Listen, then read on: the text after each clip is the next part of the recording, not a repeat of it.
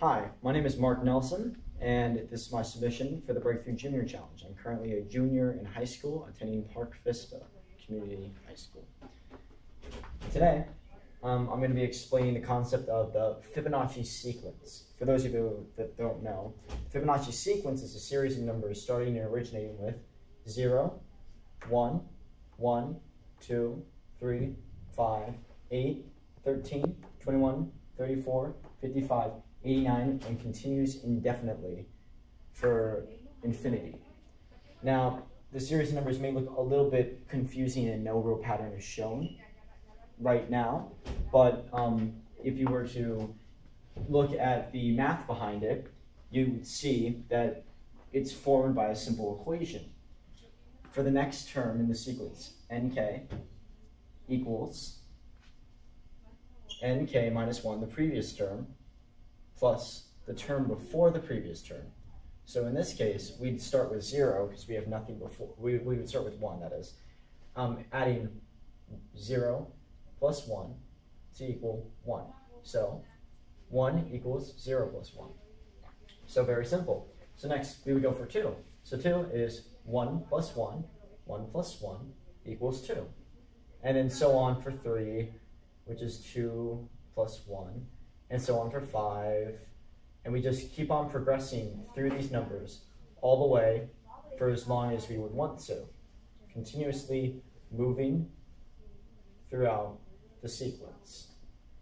Now at some point, you would notice that these numbers would get indefinitely bigger, but most of it is generally following the pattern. Now, you might be asking, well, how does this apply? Like, what's the purpose of this? Why would we be adding such big numbers together to find such what seem to be non-necessary numbers? And why would you even need to know this formula and this pattern right here? But if you were to look here at what it forms, what these numbers form is it starts off all with 1. 0 would technically be in the center, and then you would start off with 1. So you have 1. You'd make a box. It's 1 by 1.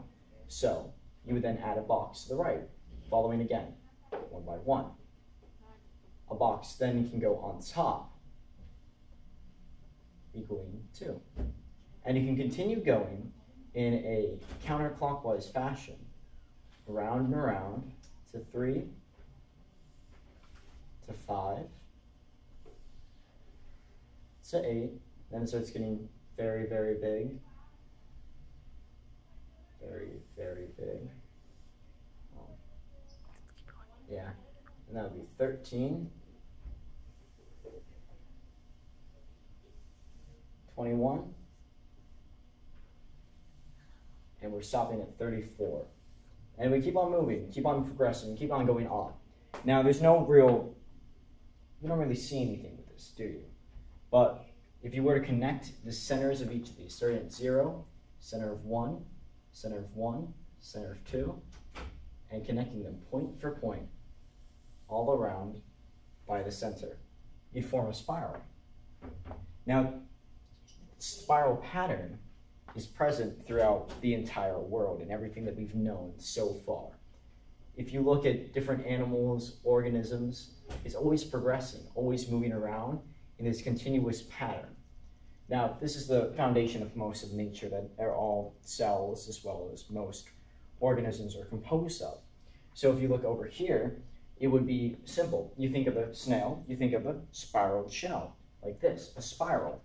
But the numbers aren't just numbers. It's not just a formation of a spiral. It's a sequence used to define everything. So if you think about flower, you think, oh, flower, it's got petals, of course, but how many petals? Flowers normally, like roses and such, have quite a few petals, but the most basic flower everybody draws, or everybody's taught to draw, would have 5 petals. Sunflowers are a major example of how it progressively expands upon the concept of the Fibonacci sequence, in which sunflowers are present with multiple seed pods in the middle, containing 89, 55, or even more, and then expands to petals. And the petals there are massive, large numbers that we don't even think to count after 5 and 8 because it's such a large amount that there's no real reason to. But there's a reason to if you look at the Fibonacci sequence and you see that the pattern doesn't stop and it keeps on progressing, keeps on moving, and defines all of life.